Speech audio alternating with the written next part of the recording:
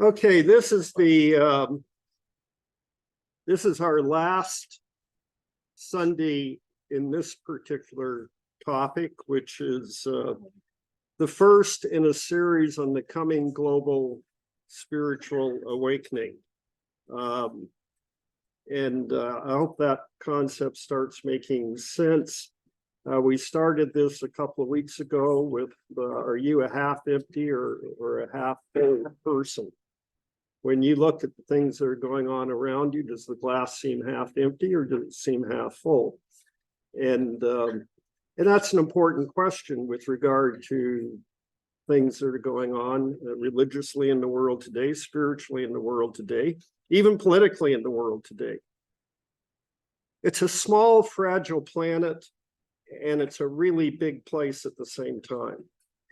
Now, why I say that is problems in the world, in corners of the world, get huge attention, like they affect everything. And they actually don't always. I mean, I really care about what's happening to Ukrainians. I really care about what's happening to Israelis and Palestinians. But it's easy to think the whole world is, it's easy to think that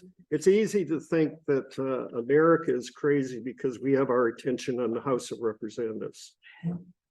And there's times I think they're the only crazy people in the country, but they get the disproportionate attention. You have to quote Mark Twain when you talk about politicians. Yeah. Oh, politicians and babies, they need to be changed often, and often for the same reason. often for the same reason. Sorry, politicians and diapers. You're pretty sure that's and it's not Will Rogers? No. Okay. That's Mark Twain. One or the other. We'll give you that kind of thing. John? Oh, hey, Jane. Welcome. Hey, everybody. Good morning. Welcome back to the area. Thank you. What was the trip like? Well, I did pretty well. I got a little overtired.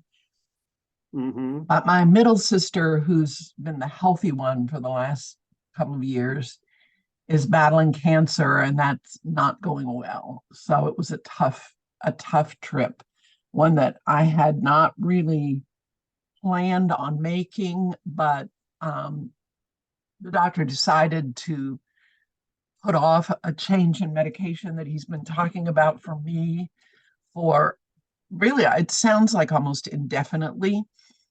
I'm making tiny strides in terms of progress, but I am improving. And so this new treatment is kind of wicked, and I think if they can avoid it, they will. And I'm feeling pretty good right now, better than I've felt probably in a year. So Good. But I'm very concerned about my sister. So Absolutely. Okay. We'll put more focus on her. thank you. But we're happy you were able to make the trip. We're happy you report on doing fairly well yourself. Yeah, thank you. I am too. Challenge. Okay. Yeah, I get it. Go ahead. Okay. Yeah, we'll move into this concluding class on this unit. Weight in the scales. In a lot of ways, the church is struggling in America. Attendance across the board seems to be down. And that's where we got into half full, half empty. And noting, and this is just what happens in history, and it's what happens in your life. And I want you to remember this, that things are always coming together and falling apart. And then they're coming together again and falling apart again.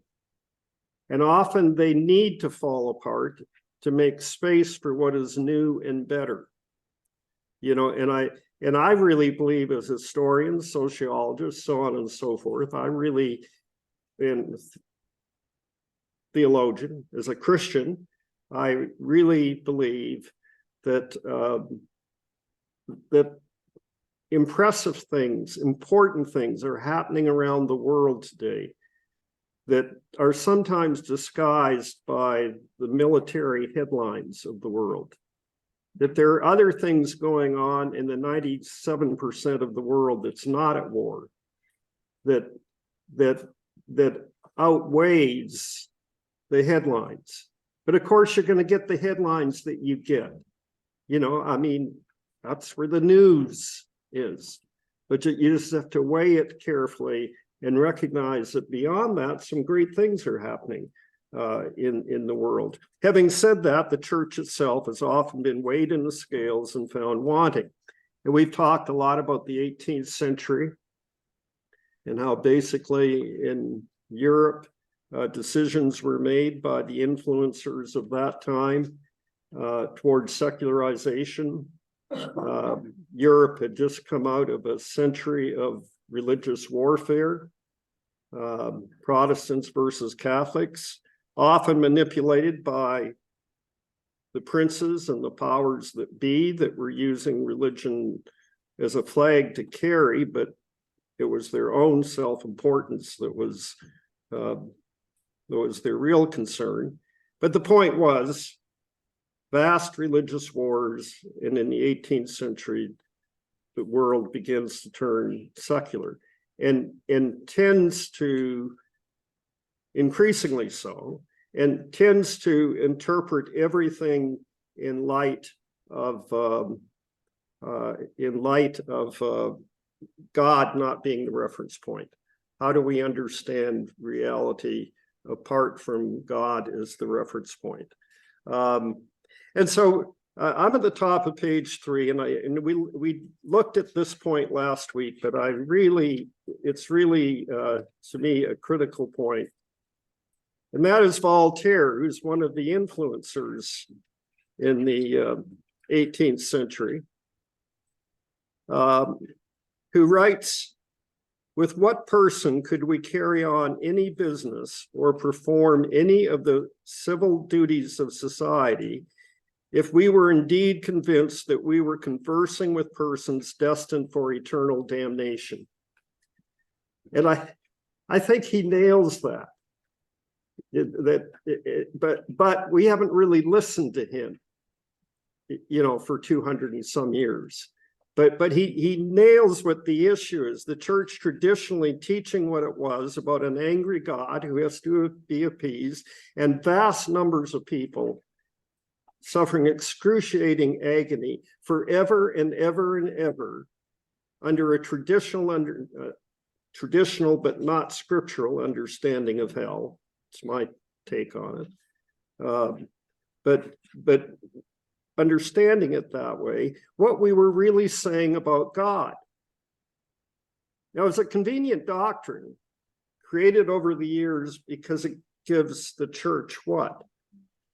Power. It gives the church control. You don't do what we think and don't do what we tell you to practice, and you don't respect the authority of the church, you're going to go to hell. And let us explain hell to you. And you know, I guess it made sense for a number of centuries. The point is, well into the 20th century, or not well into the 20th century, early into the 20th century, people began thinking more and more and more. And that doesn't make sense. But Voltaire was already on it 200 years ago. With what person can carry on any business or perform any of the civil duties of society if we were indeed convinced that we were conversing with persons destined for eternal damnation? And so remember that. That's emblematic of the turn towards secularization, and it's a fundamental part of why that turn happened. And so here's the question. Suppose that the church worldwide became more and more true to the gracious, humane, and merciful teachings of Jesus. You know, you read the Gospels, read them some more,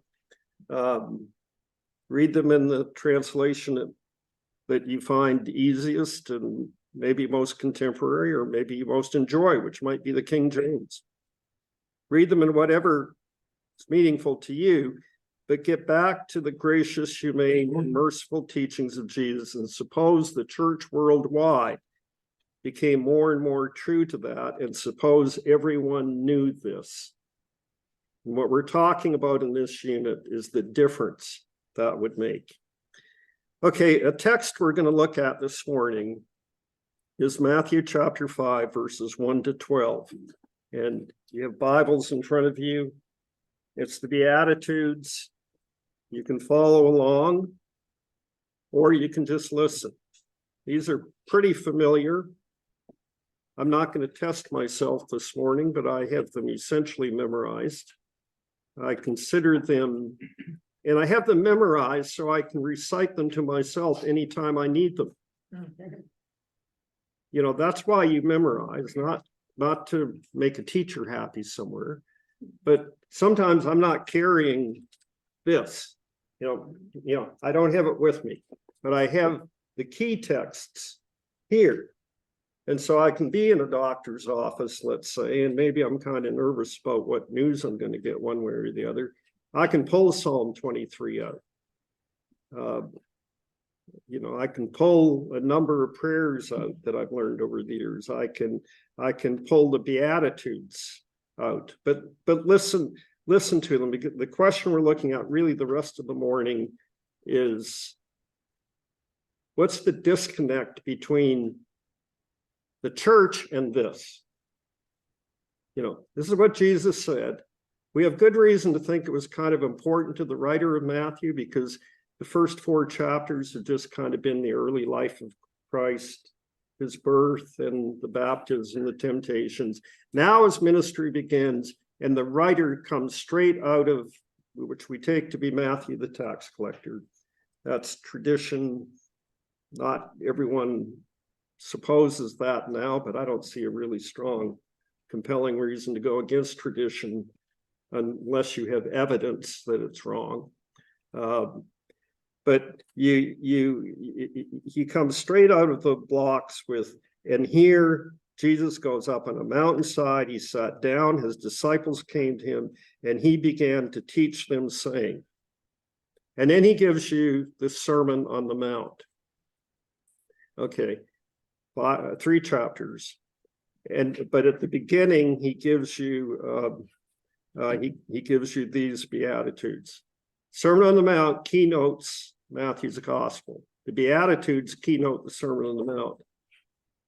Why don't they keynote the mission of the church? Why don't they keynote how a church identifies itself? You know, why aren't these the values that are fundamental to the church historically? And, you know, I mean, if you wanted to think about it and tried to come up with examples of where this has ever been done, you'd be hard pressed. I'm not knocking us. I think we kind of come a little closer than a lot of people do. But how could we get 2,000 years later where it's really, really rare if you run into a Christian for whom this is the keynote? If you run into a group of Christians for whom this is the keynote? If you run into a congregation for this is the keynote? Very, very rare. If you run into a movement, like almost never. There have been a few. They didn't always end well because the established religions around them were not kind of felt maybe, I don't know, rebuked, felt things are slipping out of control. I mean, what if people actually start taking what Jesus said really, really seriously, you know? And what would happen to our power if the principle a person held up to was, blessed are the poor in spirit, for theirs is the kingdom of heaven? What would happen to the authority and pomp and circumstance of the church if we started off with, blessed are the poor in spirit? What would happen with that? Okay, here are the Beatitudes. Disciples came to him and he began to teach them, saying, blessed are the poor in spirit, for theirs is the kingdom of heaven. Blessed are those who mourn, for they will be comforted. Blessed are the meek, for they will inherit the earth. Blessed are those who hunger and thirst for righteousness, for they will be filled. Blessed are the merciful, for they will be shown mercy. Blessed are the pure in heart, for they will see God. Blessed are the peacemakers, for they will be called sons of God. Blessed are those who are persecuted because of righteousness, for theirs is the kingdom of heaven. And then kind of a expansion on the last one. Blessed are you when people insult you, persecute you, and falsely say all kinds of evil against you because of me. Rejoice and be glad, because great is your reward in heaven, for in the same way they persecuted the prophets who were before you. Okay, the Beatitudes. So how does Christian faith, we've talked about it now, how does Christian faith, as it's often practiced, measure up against something as basic as the Beatitudes of Jesus? Not that well. Okay. What happens if a church meant to be poor in spirit comes across as acting as if it alone has the truth, all the truth, and nothing but the truth? What happens then? You know, that doesn't come across to anybody as poor in spirit. Or meek for that matter. Or meek. What happens if a church poor in spirit comes across as acting as if alone it has the truth, all the truth, and nothing but the truth? Though across the centuries, it often demonstratively turns out to be wrong. Okay, now I'm talking about the historic church across the ages has arrogated power and monarchical power to itself, and then has declared that, well, Copernicus is wrong, Galileo is wrong, we are right. Well, you know, and then later we find out, well, of course, Copernicus was right and Galileo was right, and the church is still out there, but we're right. Maybe, you know, it's kind of caught at that point. What if a church meant to hunger and thirst for what is right, regularly passes by the poor and the marginalized? What if a church meant to be merciful is exposed for its intolerance? What happens when a church meant to be pure in heart is racked by scandal? I'll put a little asterisk by that one, but that's a bit of a problem. What happens when a church meant to be pure in heart is racked by scandal? Or when a church meant to be single-heartedly focused on God focuses instead on itself and its own institutional survival?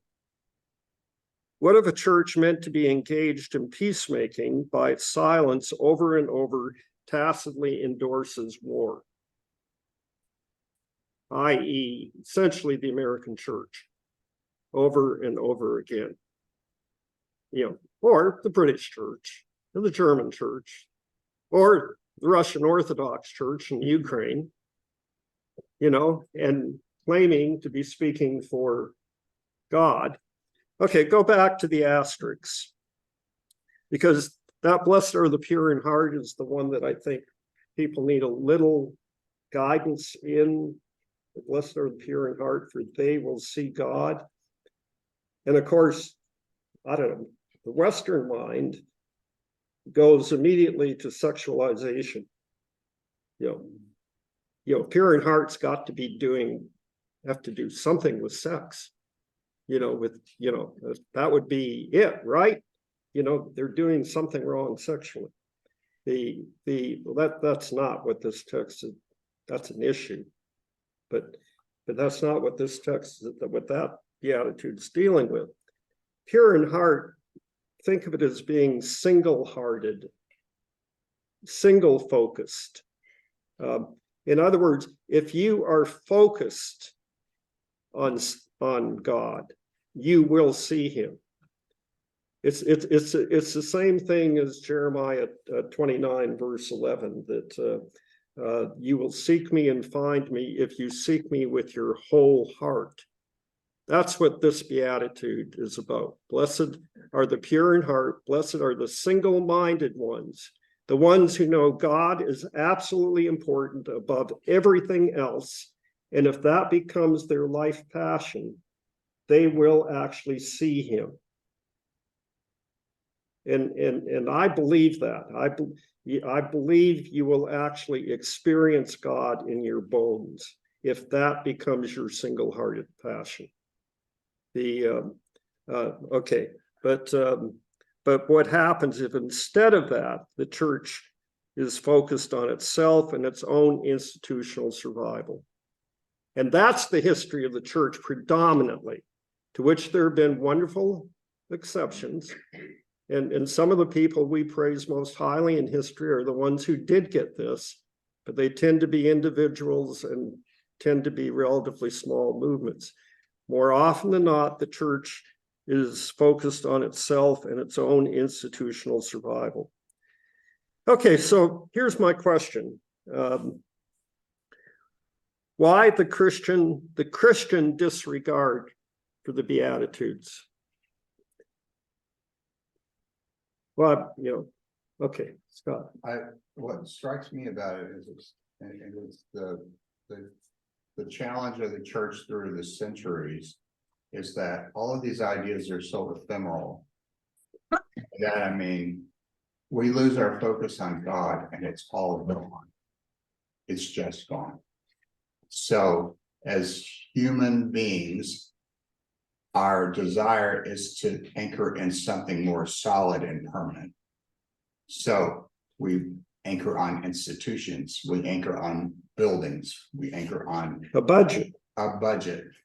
That's not fair. I'm supposed to talk about budget today.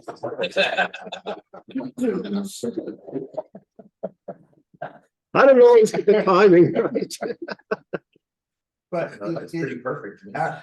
it's so ephemeral. It can disappear tomorrow if we lose our focus.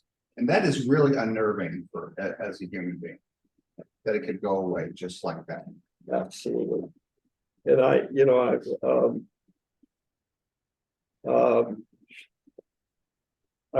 want to give Scott a fighting chance, which is a number of you maybe know Viral and Ashley. Seth, are you getting to know them? They have Erev. Everyone know Erev? Okay. You don't. Okay, work on it. They're relatively new here. They're very sociable. They're wonderful human beings, and they come from a variant of the Churches of Christ called the International Church of Christ, which are very, very, very controlling. And they've been there for 10 or 11 years, and they're leadership-like material in that church. But eventually they just found the cultic aspect, the control aspect are just getting to them. And one of the things they described is that every Sunday was a budget report. Every Sunday was an appeal for money. Every Sunday was an appeal for money. And they assumed when they came here, that's what they were going to get too. And what astonishes them is they've never got it. Okay. Once in a while, you've got to do it. They're waiting for that. They're waiting for that Sunday when it finally ends. Yeah. Well, and they're not going to be here today.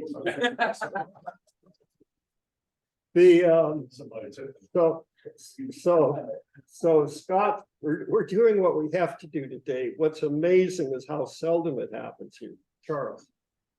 Kind of in light of what Scott was saying, I think the trouble that the church large has had with this, and I think also that I have experienced even in my own journey, is that a lot of the church teaches these as ideals or aspirational, but not as something that we are actually called to do. Yeah. Yes. Right. And so they become, kind of things you maybe on a good day you move towards. Exactly. right, but it's not really simple. And I'm mindful like Bonhoeffer's, book on discipleship and the smaller volume, the cost of discipleship, where he takes this very thing on. Yeah. That, yeah, this is meant for us, for Christians to actually be conformed. Yeah, and, that's exactly right. We take them to be aspirational. We take them to be nice to get to after you get your doctrine and practice sorted out. You know, but actually, just like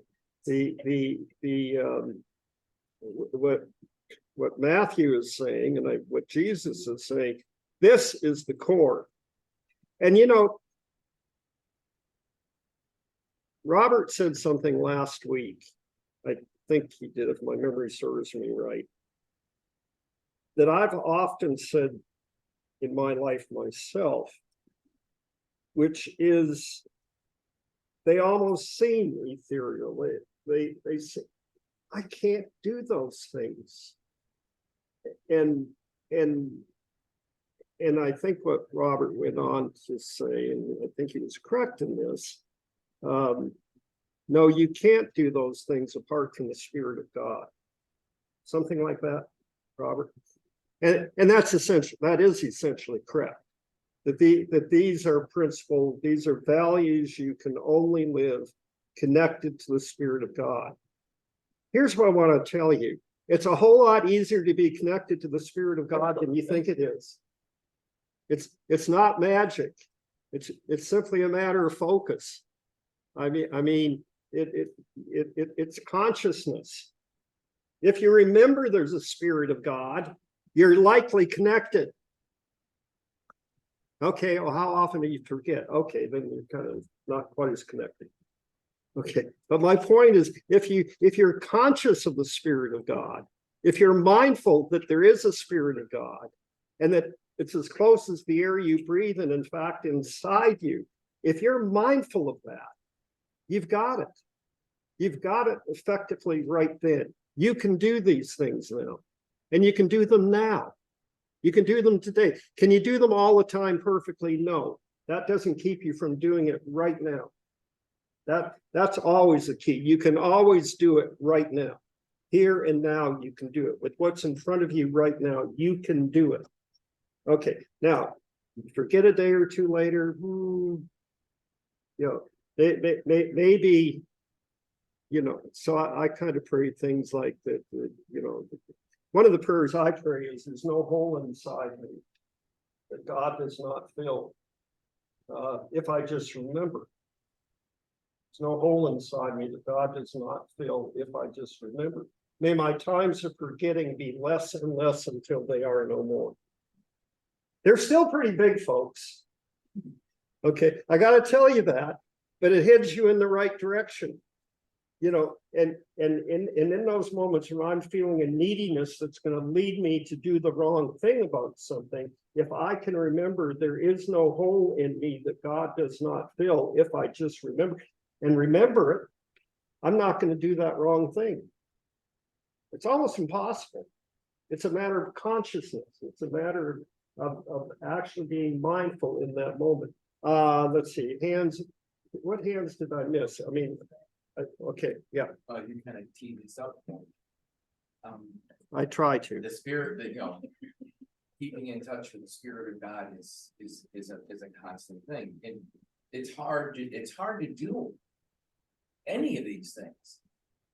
On your own. It's impossible on your own. But even, you know, you got to continually work at it. You got to do the spirit work, as I'm going to quote Terry, as the great sage Dale Pauls once said. You have to do the spirit work before you can get to this. Because you're trying to ice skate uphill. Yeah. Thank you, Okay. Eva. You mentioned something about, you know, you can do anything with the fill anyhow if you remember the Spirit of God. And I will give you an example today. I got up and I say my prayers, I meditated. I turn it over all to God. Thank you, Lord, for the blessing. now I am on the merit driving and I don't wanna be late and there is this car from Maryland in the middle, because you know, in between 48 and there are the barriers on merit and the road narrow, so this lady is scared and she's literally in the middle of the road and where is my spirit of God? I wanna run her off the road. You know, I Yeah, want to run her. Absolutely. Sure. And I'm like, what is wrong with you? And I go, what is wrong with me? Then you find out it's Sylvia. Ouch. Back and remembering. You know, Absolutely. This is like, how long ago? Not even a couple hours. Here I am, like a lunatic from the road. And you know, we're gonna all have that moment. We all do have that moment. Let's recognize those moments as teachable moments. That we didn't go the right way at that time. Teachable. Yeah. You know, what is it that makes me react that way? I'm more and more in favor of old people driving. I'm not sure why, but Yes, me too. but often I see them out there and you know, and then I think, hey, they're out there. You know, what do I want? I want them to be homebound. Is that what you want for yourself in 10 years? You know, so, you know, calm down, congratulate them for being out there. And maybe they're not quite as quick-witted as they used to be, or as you think you are. You know, of course, almost every time when that happens, within a day, I do something exactly like what they did. You know, You just need to leave on time. there you go. It's such an issue. Yeah, here they go. Okay, time's kind of running away on us. I am playing the clock and a lot of material here. What I'd like you to do on page 4 and 5 is keep them today. Yeah. I hope there aren't many left when we clear the tables. Keep them and read pages 4 and 5. There's good material in there. Okay, now I want to comment on a few points in it, but I don't want to feel the pressure of getting to all of it because it's there to be read and I could read it, but guess what? So can you. Okay, so we're good on that. Yep. One of the fundamental points in the Beatitudes that's half missed is the values themselves are important. There are 8 values that overturn the world's values and are great to live by. Your life becomes better. It's that first word, it's blessed. You know, how joyful, how indestructibly joyful. The person who lives this way, their joy cannot be taken away from them. That's what the Beatitudes are actually saying. And even though it seems very difficult, because we think the spirit is some mystical thing out there that we might accidentally run into once or twice in our life, as opposed to a constant reality, always there for us. You know, so we can always do these things. And what Jesus is saying is how happy you're going to be. If you could learn to just be poor in spirit, and when things mess up, okay, I'll give you a recent case. You know, I was recently preaching somewhere and the PowerPoint disappeared on me at various points. And you know, no, nothing here. You know, well, okay, maybe it was here. Okay. And now the point is that could really rattle you. And didn't. I mean, okay, well, that's a little weird. Let me see what we do here. Poor in spirit. Exactly at that point. Poor in spirit. It doesn't have to go right. You know, the church in this moment doesn't depend on the PowerPoint working perfectly. What I'm trying to teach doesn't depend on the PowerPoint working perfectly. The salvation of the world doesn't depend on me being effective in trying to teach what I'm trying to teach right now. Poor in spirit, relax. You know, didn't work perfectly for me, you know, but it worked quite well. And so I mean, we all make mistakes. We all have these moments when that isn't the way I wanted it to go. Poor in spirit. You're okay. You're okay. How joyful, you know, how happy you can be when you develop these qualities. That it's okay that things aren't quite going the way I planned. And all 8 of them fall in that category. The joy of seeking God with all your heart. Well, maybe just for these 5 minutes, but that's a good 5 minutes. You know, you see what I'm saying there. So I think for and I'm in the middle of page 4, it says that maybe one of the real questions for Christian faith in our times is the one that Paul asked Galatian believers in Galatians 4, verse 15. Whatever happened to your joy? Whatever happened to the joy of the Christian church? And that's a fundamental historical question because it turned dark in so many ways. And even some really sort of spirit-infused looking people are all about the darkness all around them and our power over that darkness. Okay, there's some darkness around us from time to time, but I see a pretty joyful world out there. And the Beatitudes bring joy into your life. And so that there's other things in here that are pretty good. I'll ask you to read them. At the very end,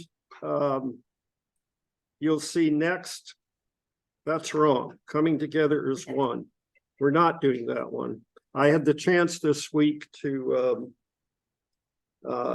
look at my notes on that I've developed on the coming great spiritual awakening. And the next unit to go to is joy. And that's the one we're going to. If you're looking for the key text on it, it'll be Philippians chapter 4, verses 4 to 6.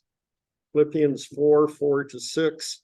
And that's where we'll be next week. And he's going to lead us in prayer.